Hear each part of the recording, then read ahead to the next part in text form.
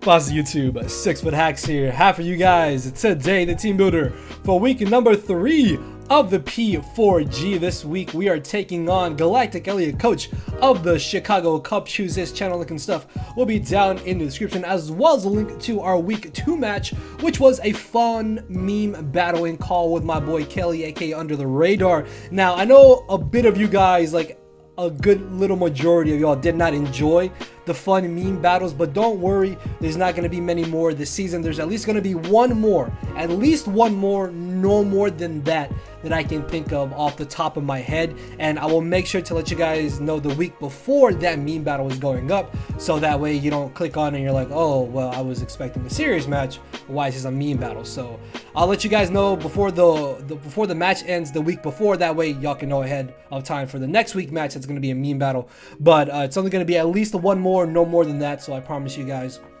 But yeah, again, I know some of you didn't enjoy it, but we are back to the serious nature of the, I guess serious nature, I don't know, like I'm still trying to have fun with the P4G. Like I don't want to go like all try hard, like 100%. Like I want to have some fun with these awesome mons and whatnot. But yeah, we're gonna go back to the little serious side of the P4G draft this time around, or P4G season, sorry, this time around, as we face Elliot, which we are both 1-1 against each other, and we're both actually 2-0 going into week number 3. So one of us is going to catch our first L, and one of us is going to get an extra victory over the other one, because I beat him last season in P4G, and he beat me in NPA this season. So this is going to be like a little tiebreaker, which I think is kind of cool. So I'm really excited for that. Definitely check out Elliot, guys. Channel link and stuff will be down below. Shouts out to my front office homies, as always.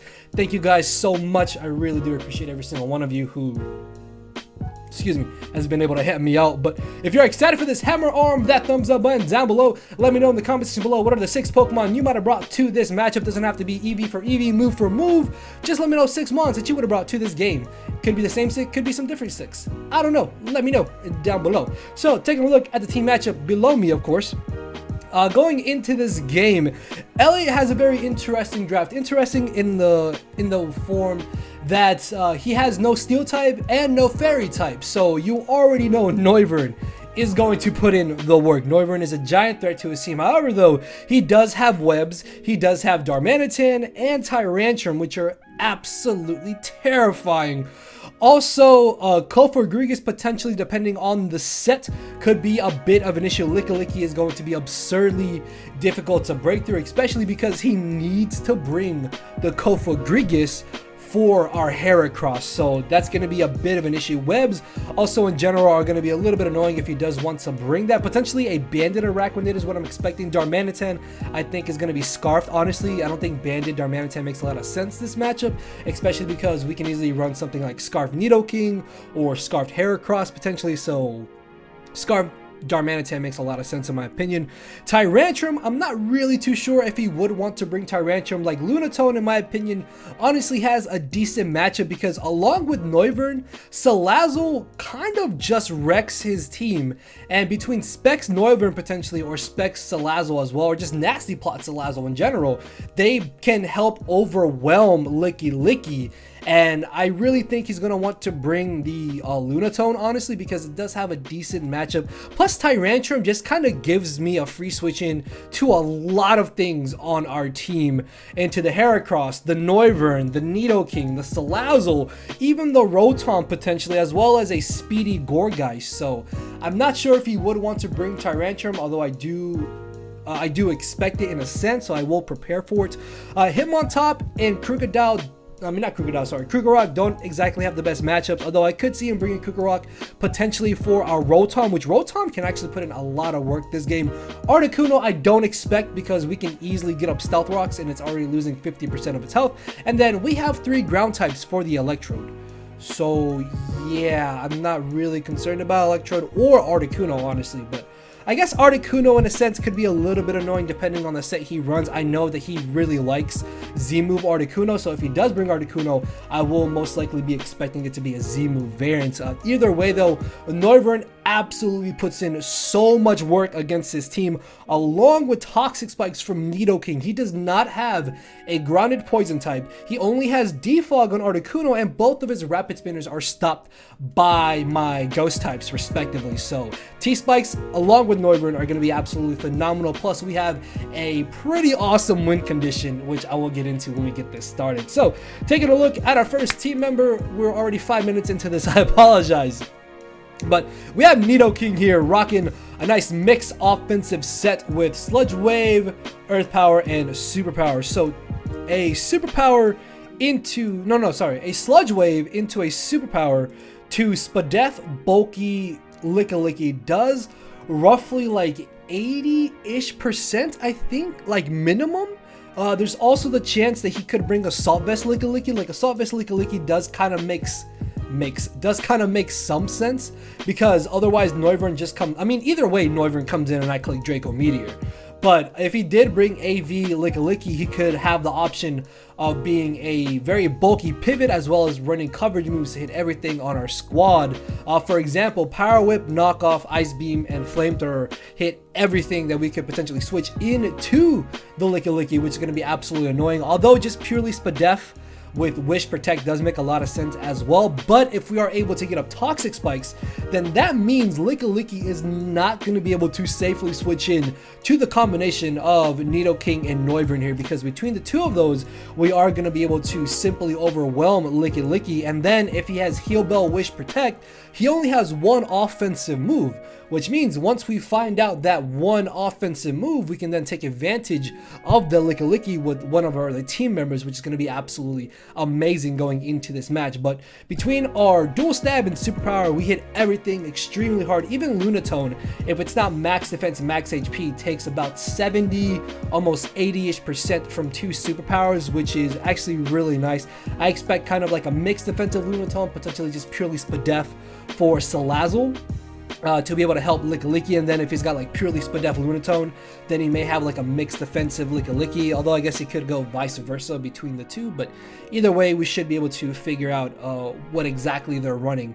But Nidoking, an amazing breaker in this match. We are running enough speed to outspeed the Krokorok, which I believe is 1 point higher than the Serena. So we outspeed Serena as well as the Tyrantrum, and basically everything that is not Articuno or Darmanitan, essentially, which is going to be really nice because Nidoking, of course, a phenomenal breaker in this type of format. So next off, of course, you guys know it's Noivern. Like I've been talking about Noivern this entire time while we had Nidoking on the screen here. But Noivern, I'm modest choice specs, guys. This just comes in. This comes in and I click Draco Meteor or I click Dragon Pulse late game, and things are going to get absolutely destroyed. Look, destroyed. There's nothing that he has to stop me from just clicking Draco Meteor. He's got no Steel type, he's got no Fairy type. I click my Dragon Stab and things absolutely get destroyed. Dragon Pulse is a nice backup if I don't want to lower my special attack. Air Slash, I don't really see myself using Air Slash too many times, except against the Serena, the Araquanid, and I guess the Hitmontop. Like, Serena makes a lot of sense to come to this game because an offensive Serena can have knockoff, which could potentially try to beat my Gourgeist. That way he could try and rapid spin away the T-Spikes and Stealth Rocks that we are going to set up on his side of the field. So I definitely see that coming. Regardless though, Noivern just comes in, we click our Dual Stab and things die. Defog is honestly just kind of there as a filler move. Defog is really just there for sticky webs. If we get sticky webs up, then I want to try and defog them away. Although with this build of team, sticky webs aren't that big of an issue, but still I don't want my Nidoking being caught in them, because then that means Tyrantrum could potentially outspeed me if it's not running like a Scarf set, and Serena could also outspeed me. I'm not sure if like a speedy Araquanid outspeeds Nidoking after webs. I may have to look that up, but yeah, defog could potentially come in clutch if it comes down to me having to get rid of the sticky web. So outside of that, there's not really much else to say about Nidoking. things just kind of died to Draco Meteor, Dark Pulse, and Air Slash. So yeah, actually we have enough speed to outspeed the Darmanitan, which effectively outspeeds his entire team that is not Scarfed. So next off, we have Gourgeist, not any regular Gourgeist, guys. We have Gourgeist Small.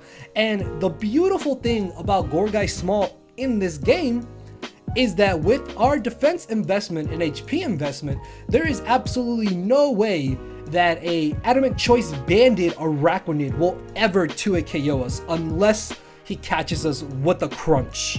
Outside of that, actually even then it doesn't really matter because we can outspeed in Foul Play, or we can then go for Synthesis because we are running enough speed to guarantee outspeed any variant of Araquanid. Even actually, I don't think he would bring Scarfed Araquanid. That just sounds really odd, but yeah, we outspeed any variant of Araquanid more or less, I guess.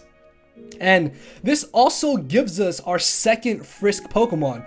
And the beautiful thing about Frisk on Noivern and the Gourgeist here is that this is going to help us determine on whether or not Tyrantrum is Scarfed, Darmanitan is Scarfed, potentially the Cofagrigus is a Z move, or Lickilicky's Assault Vested if we haven't seen Leftovers. It could be Choppleberry, Serena could be Assault Vested Scarf, I don't know, Metal Play, I've no idea, like Z move Articuno obviously as well. Like double Frisk Mons in this matchup is absolutely amazing because that's going to ease our prediction and tell us a lot more about the sets that Elliot could potentially be bringing against us, which is absolutely amazing. Now originally I really did want to have Protect on the set over something like Shadow Sneak, but my front office talked me into putting Shadow Sneak because it's going to be absolutely amazing. If I'm able to get up Rocks and I'm able to get up T-Spikes, then I can pick things off with Shadow Sneak from Gourgeist.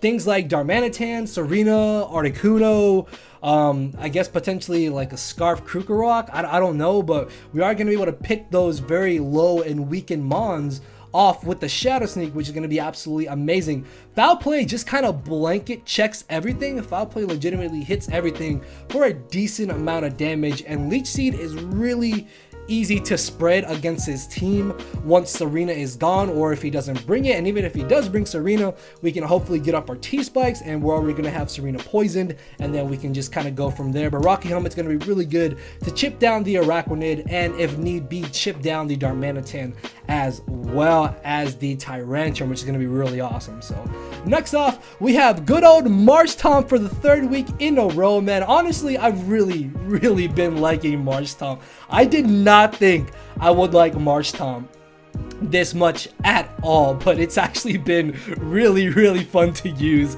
And this is another really cool set here. So this is our main check to the Darmanitan. My hope for Darmanitan is that we're able to at least get up Stealth Rocks. That way, every time it's forced to switch in and out, it's going to be taking that 25% from the Stealth Rocks, and then anytime it Flare Blitz, it's going to need to take the recoil damage, so eventually it's going to wear itself down. And then if we're able to get up T-Spikes, that's going to be even more damage it's going to be taking, and then with that we can Protect. That's actually where Protect on the set really comes in handy, along with the Whirlpool, because with Whirlpool and Toxic Spikes, we can trap and severely wear down any one of his walls, like Cofagrigus, the Araquanid, potentially even a Serena on the switch in, which would be absolutely amazing, forcing them to potentially go for a recovery move that we can then take advantage of, which is going to give us a huge amount of momentum in our favor. So Whirlpool is nice again to trap those walls and kind of trap anything on the potential switch in. With T-Spikes, Protect, that's even more damage. Seismic Toss is really spammable against his entire team except for the Cofagrigus, of course, and then Earthquake just kind of hits everything that Seismic Toss does not hit. Plus Earthquake does a really good amount of damage to the Tyrantrum. I think with T-Spikes up, we can actually 2-hit KO a non-max HP Tyrantrum, which is going to be absolutely amazing. So I'm really hoping that this Marshtomp set puts in a lot of work, and I'm really excited for it. I really am. So next off, we have good old Steelix here, Yoshi, and another just very physically defensive Mon, mainly for the fact that it can help deal with the Tyrantrum. Tyrantrum is very scary in this game, but like I mentioned earlier, I don't know if we would really want to bring it because Tyrantrum just gives us a free switch into so many of our speedy offensive threats. So there is a chance he may bring like Scarf Tyrantrum. That makes some sense, but if he does bring Tyrantrum, I don't expect a Dragon Dance set. I don't really even expect a Choice Banded set for the fact that it's just way too slow. And even if he has webs, we have 2 defoggers on our team, so I would like to think that he's going to take that into consideration, that we can get rid of the webs, and then what does Tyrantrum do? It just gives me a free kill with Noivern or with Nidoking in this instance, or Heracross and Salazzle in general. Even Salazzle can do a huge amount of damage to Tyrantrum because it doesn't have the best Spadef bulk around. But between Gyro Ball and Earthquake, we hit everything except for the Araquanid, which is why we actually have Rock Tomb. I know it's kind of contradicting to have Rock Tomb and Gyro Ball. Originally, I had I had Thunderfang on the set, then I thought about Roar, and then ultimately I went Rock Tomb because the only real benefit of Roar is if he brings Curse Lickilicky, which there's no way he can bring Curse Lickilicky. We have 2 ghost types. I don't think he's gonna run Wish 2 attacks Curse, because then he's gonna have to waste that initial turn of taking the hit in hopes to live and get the wish. So I really don't expect the Curse Lickilicky. So I figured that Rock Tomb at least would be nice to maybe lower the speed of things like Serena, Araquanid, Articuno, Electrode, I suppose. Although I'll just Earthquake Electrode. I mean, you get what I'm trying to say. Tyrantrum even. So yeah, that's really all for Steelix here. It's just kind of here as another physically defensive wall to help deal with the Tyrantrum mostly. And this in a pinch can actually easily tank a stab liquidation from the Araquanid, and of course Stealth Rocks are going to be absolutely huge this match. So moving on to the final team member and our secret win condition that I didn't want to give away, and that is going to be Curse Umbreon. Guys, look at this set. Look at his team. Once the Araquanid is gone, or once I get to +2 curses, like if I get 2 curses up with this Umbreon set, I just win. This set legitimately just wins after 2 curses. If I'm able to get up T-Spikes, that's going to be even better because those T-Spikes are going to help Umbreon break through the Gourgeist, break through the Lickilicky, the Serena, the Tyrantrum, the Darmanitan, the Krookodile, the Krookorock, not Crocodile, the Hitmontop, even. Like, there's no way he stops this at +2. +2 attack, +2 defense, even with the -2 speed. Umbreon is way too bulky for him to break from the special side, and at +2 it's way too bulky to break from the physical side. And the cool thing about Payback is that because we are going second every single time, the power from Payback is going to double. Of course, I need to be very careful how I play this Umbreon, because if I waste all my Moonlights, or if I have too little Moonlights leading into the end game, then he can easily force me to waste them all and eventually break through my Umbreon. But my game plan is to get up T-Spikes with Nidoking, try and set up on hopefully the Lunatone, the Gourgeist, or the Lickilicky with this Umbreon, and once I get up to +2 curses, I basically just win. He needs to crit me at that point in order to stop Umbreon from just sweeping through his team. So yeah, guys, that is our squad. Actually, sorry. Spadef Umbreon also helps us deal with the Gourgeist and the Articuno if you were to bring it. But again, I don't expect Articuno, I really don't. So if anything, we at least have this here for the Gourgeist. So yeah, guys, that is going to be our squad for this week 3 of the P4G. Let me know in the comment section below, what are the 6 Pokemon you would have brought to this game if you were prepping for our opponent with our squad. Make sure to hammer arm that thumbs up button and check out the battle going up live tomorrow on Sunday. So thank you all for watching, guys. Later, everybody. No matter where you're at, I'm not here to make friends, it's time to attack and deplete your HP with a final smash. Don't make me turn around and pull a 6-foot hacks. 6 foot hacks, yeah. 6 foot